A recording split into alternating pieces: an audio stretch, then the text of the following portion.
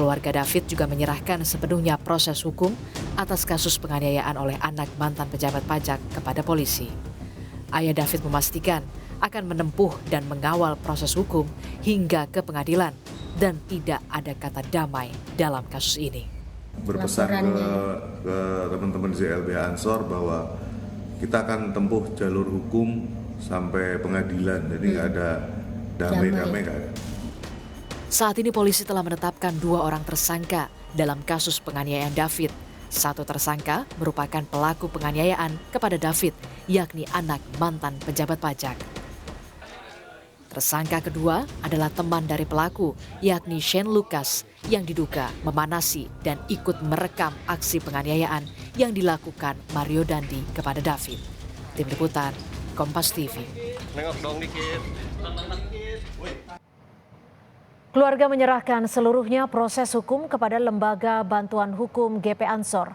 Keluarga meminta semua pihak yang terlibat dalam penganiayaan David harus diproses hukum. Keluarga menyebut jika pihak pelaku, anak mantan pejabat pajak, sudah pernah datang untuk meminta maaf langsung kepada keluarga David.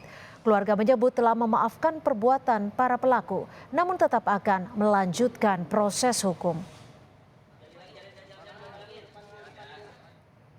Harapannya pokoknya kasus ini harus diproses seadil-adilnya aja. Jadi siapapun yang terlibat ya nanti sesuai dengan hukum kan. Jadi teman-teman LBH sebenarnya yang paling paham soal masalah siapa harus kena pasal apa gitu. Yang pasti kita berharap karena memang kita terus terang selama David dirawat ini memang kita fokus untuk kesembuhan David. Makanya kita memang keluarga lebih banyak habiskan waktu di rumah sakit bersama tim dokter gitu. Waktu di Rumah Sakit Permata Hijau pernah hadir dan waktu itu memang saya tidak ada di sana, sudah pernah minta maaf dan saya tahu sudah dimaafkan oleh ayahnya melalui statementnya di sosmed, tapi di situ juga ditegaskan bahwa proses hukum tetap berjalan.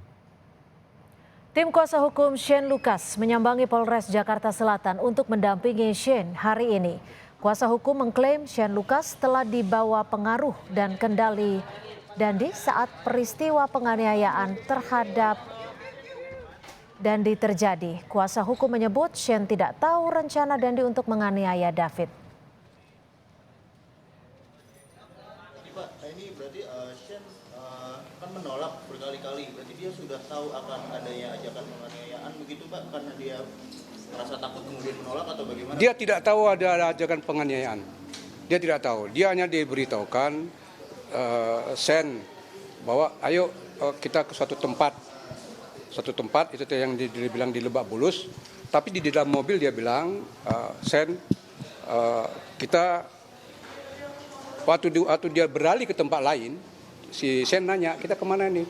Udah kamu tenang aja, kamu ikut aja bahwa kita akan ke tempatnya David. Sebelumnya Lembaga Perlindungan Saksi dan Korban LPSK menemui orang tua David Ozora. Wakil Ketua LPSK Ahmadi menyebut LPSK segera menindaklanjuti permohonan yang diajukan keluarga. Ahmadi menambahkan LPSK menjamin pemenuhan hak sebagai korban yang tengah berhadapan dengan hukum. Sebelumnya orang tua David Ozora mengajukan 3 permohonan, yaitu pemenuhan hak prosedur, rehabilitasi medis, dan fasilitas restitusi.